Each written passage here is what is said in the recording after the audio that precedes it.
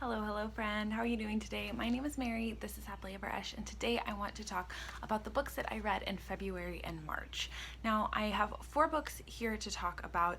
I will also be sharing the books that I read for the BookTube prize, but I won't be going into too much detail about them because I did a whole separate video about my nonfiction reads, and that will be linked down below, and I'll try to put it up in the cards as well. So if you want to hear more thoughts about those 6 nonfiction books I read, you can go to one of those places and check it out, but I will still share them.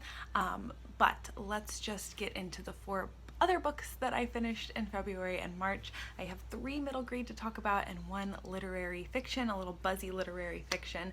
I enjoyed all of these books, and so I'm really excited to talk about them. So the first book that I finished, and it almost made it into my recommendations for Krista over at Books and Jams middle grade March collaboration. It was a phenomenal book. I really loved it, and that is One Crazy Summer by Rita Williams Garcia. Look at all these awards. I mean, this is a fabulous middle grade novel. So this book is set, 3 little girls are going to visit their mother in Oakland, California. We're in an airport.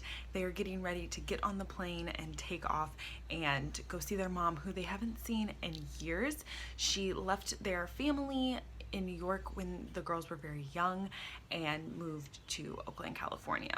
I felt like this book explored family in such a wonderful way, so appropriate for a middle grade reader, but it also didn't shy away from like the messiness that is relationships.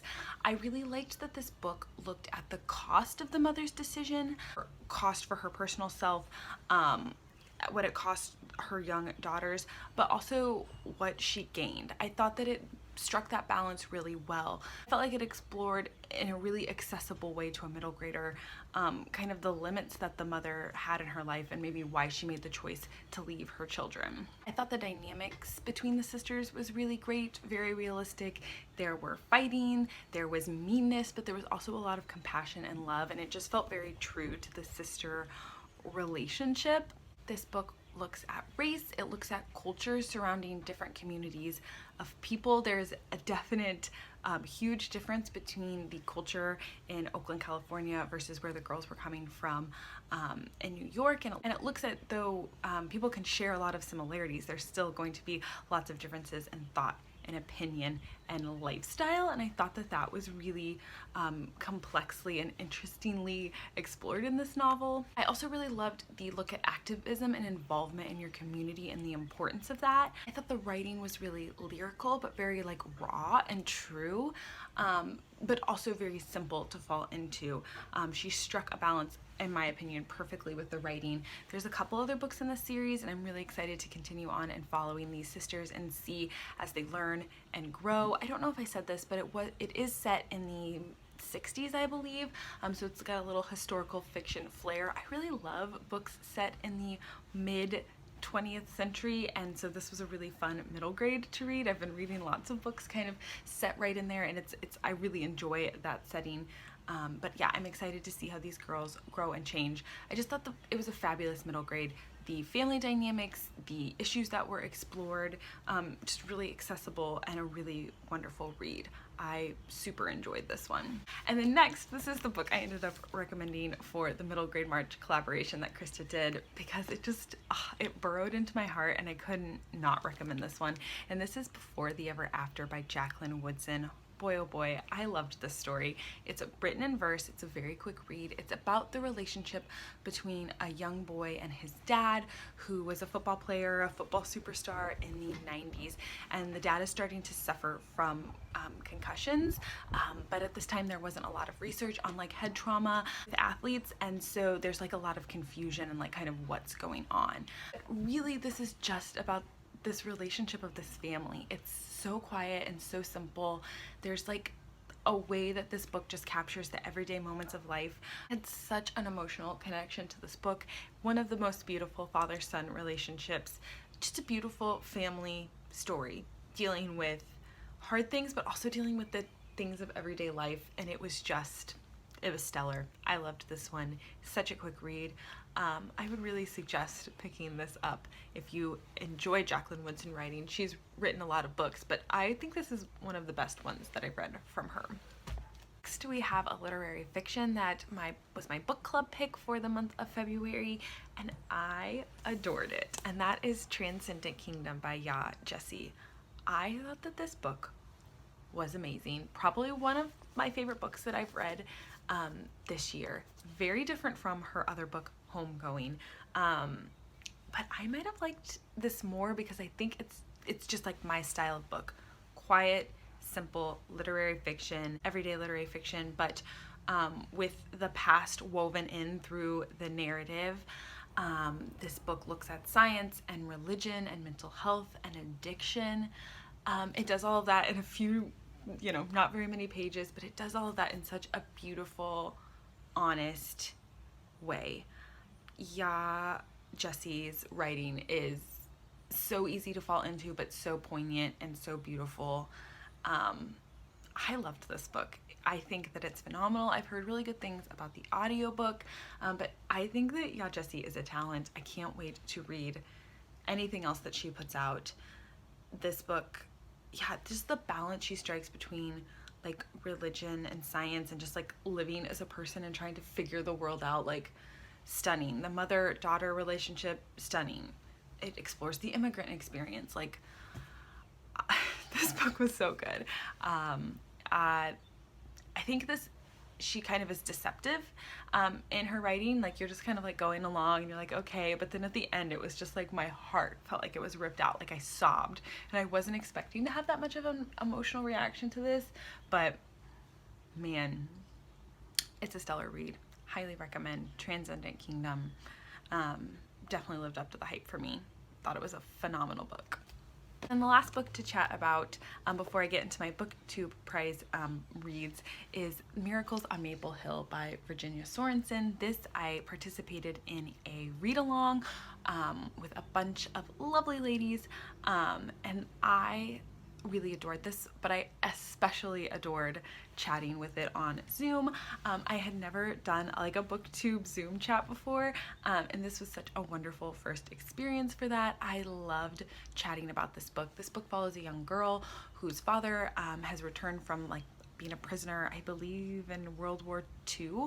I'm not sure if it ever specifies, but returns as a prisoner from war and is suffering from PTSD, and they decide to go live in their old family house in the countryside of Pennsylvania. I believe this is where it's set, somewhere on the East Coast. And it's about just finding the everyday miracles in life. It's about this family. It's about healing. This has one of the best beginnings to a middle grade book that I've read in a really long time. It just has this like hopeful, atmospheric beginning chapter, and it really kind of sets the stage. The writing, so lovely. It's just like sweet, beautiful middle grade. I can see this would be a good book to reread, and I'm really excited to maybe listen to it on audio again in a couple years. This was just a precious, beautiful, lovely middle grade read, and I really enjoyed it. Alright, and then for all of my BookTube Prize books, I will go in order of how I read them. So the first is Feuds and Diamonds, Ebola and the Ravages of History by Paul Farmer. This book is kind of what it says on the title. It's really looking at 3 West African countries and the colonial history there, the social history, but also like the viral history, and why kind of Ebola was like ripe to outbreak there, but also just the need for good medical care basically all over the world, and why like you as a global citizen should care about that. Fabulous read. There was also a lot of personal stories sprinkled in here that I loved. A little more academic than narrative, but well worth the time, and a really good time to read this book as like the globe is experiencing a viral outbreak. Yeah, just well researched, couldn't have come out at a better time. Very honoring to victims of Ebola. I really loved this. It was a very high 4-star read. Then I finished Fathoms, The World in the Whale by Rebecca Giggs. This was much more like lyrical, contemplative philosophical writing, but also with a really strong science thread. It looks at the history of the whales, the history of the relationship between whales and humans. It looks at climate change, but it also just looks like the importance of protecting nature and the importance of the wonder in nature. Yeah, really high 4-star read. This one is continuing on, and I definitely see why. It's a really gorgeous, a little more out there book, but still pretty accessible. Then I finished The Man in the Red Coat by Julian Barnes, which is about three rich, intellectual, well-known Frenchmen, and their connections to each other, and just really kind of about the time in the late 1800s, the relationship between France and England. Some social issues in here about like women's health and just like kind of social issues at the time that I found interesting, but I kind of didn't really care about the people that we were learning about and the art scene and kind of the like highbrowness of it. It was okay. I think there were some interesting conversations about the importance of like flow of information between countries and the importance of like women's health issues and other issues like that. But like, this isn't a book I would have picked up had it not been a selection for the BookTube prize, and I think it kind of shows in my rating. 2.5, 3 stars. I did get things out of it, but overall I didn't care a lot, and then I didn't think that the author presented the information in a compelling way to convince me to care. Next we have Middletown Reckoning with What Remains by Carrie Arsenault, a memoir about her childhood growing up in Maine and the paper mill that was central to her town's economic health, but kind of goes on to look at how this paper mill has negatively affected the physical health and the environmental health of this area. Really interesting read, really beautifully written and well explored. Kind of the perfect memoir for me, that personal story with like history of place and kind of like some investigation of the effects of this paper mill in the town. Really great read. It is also going on to the next round of the BookTube prize, and so is Feuds, and Timons, which were all great reads and I think all deserve to go on. Okay, then we have Black Wave, Saudi Arabia, Iran, and the 40-year rivalry that unraveled culture, religion, and collective memory in the Middle East by Kim Addis. This was an excellent, very comprehensive, jam-packed with information book, really about the Middle East, about the year 1979 and how it was very pivotal in Middle East relations. It's about the conflict there. There's, like I said, so much information. I could reread this 5 times and still not remember everything that she jam-packs into there, but this is a text I want to own and kind of highlight bits, because I do think that it can be very foundational in my understanding of like what's going on in the Middle East. I think she does sprinkle in narrative stories really well, but it is just like a lot of history and information and just kind of like this is what happened, and it got a little overwhelming at times, but still a really fabulous read to kind of for just like the everyday person to try to understand like what happened. And that's really like the thesis question, like what happened in the Middle East and how 1979 was a pivotal year for the relations between Saudi Arabia, Iran, but really all of the countries surrounding those two places. And then last but certainly not least, we have Vesper Flights by Helen MacDonald, which is an essay collection all about nature. She writes a lot about birds, and about kind of the need to protect nature and like how nature kind of serves us.